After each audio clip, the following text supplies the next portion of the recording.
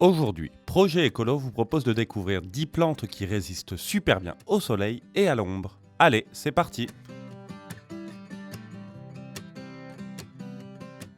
Bégonias. Les bégonias sont des plantes qui se plaisent dans des climats de 18 à 20 degrés. Par contre, elles ne supportent pas le soleil direct car elles sont sujettes aux coups de soleil. Elles ont donc besoin de mi-ombre. Elles ont une grande variété de feuilles, de couleurs et de formes, mais l'ensemble du genre se caractérise par des feuilles spectaculaires et des fleurs très voyantes. Orchidées papillons. Les orchidées papillons sont des plantes tropicales aux grandes feuilles vertes foncées et aux grandes fleurs complexes aux couleurs vives.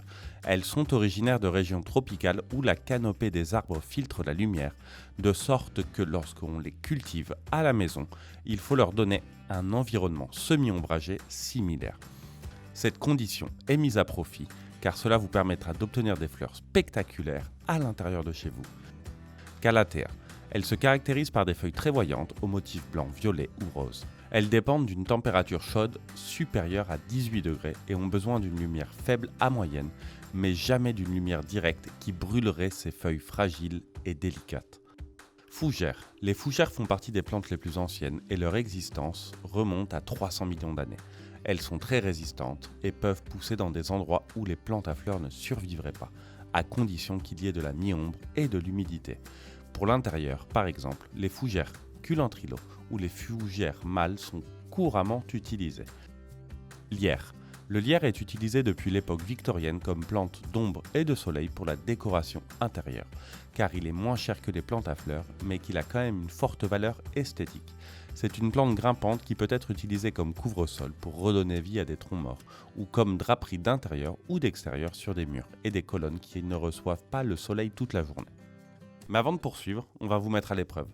À votre avis, quelle est la caractéristique commune des feuilles de lierre ? A. Elles sont rondes et douces au toucher. B. Elles ont des épines pointues sur les bords. C. Elles sont de couleur rouge vif.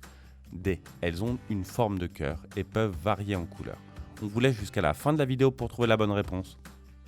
Cyclamen. Le cyclamen est une plante à fleurs ornementale de choix pour la mi-ombre car sa floraison hivernale apporte de la couleur pendant cette saison difficile. En fait, c'est l'une des rares plantes qui fleurit pendant les mois froids et qui tolère même les températures négatives.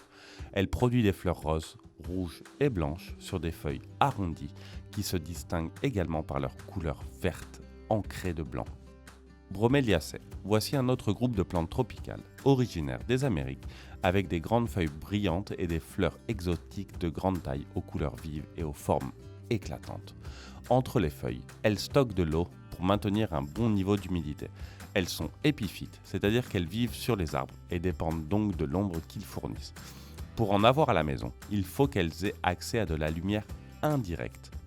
Pothos ou pothus. Epipremnum aureum est l'une des plantes d'intérieur les plus populaires, en particulier pour son port grimpant ou suspendu qui magnifie ses espaces. Elle n'a pas besoin de beaucoup de lumière et 4 heures par jour seront amplement suffisants. Découvrez plus de plantes suspendues dans la vidéo suivante. Philodendron grimpant brésilien. C'est un philodendron grimpant d'originaire d'Amérique avec des grandes feuilles en forme de cœur. Il reste vert toute l'année et a besoin de températures supérieures à 15 degrés. Monstera andosoni. Elle est également connue sous le nom de plante squelette car elle a la particularité d'avoir des feuilles perforées. Elle utilise ses feuilles pour capter le plus de lumière possible dans les forêts denses semi-ombragées d'où elle est originaire, permettant ainsi à la lumière de passer à travers ses feuilles inférieures. C'est une plante grimpante dont les feuilles sont de taille moyenne et qui mesure environ 10 cm de long.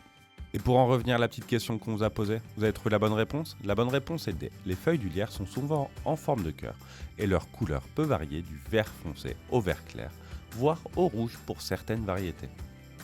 Pour en apprendre plus sur l'entretien des plantes, c'est par ici. Est-ce que vous connaissiez toutes ces plantes ? Dites-le nous en commentaire et n'hésitez pas à vous abonner. En attendant, à bientôt les écolos.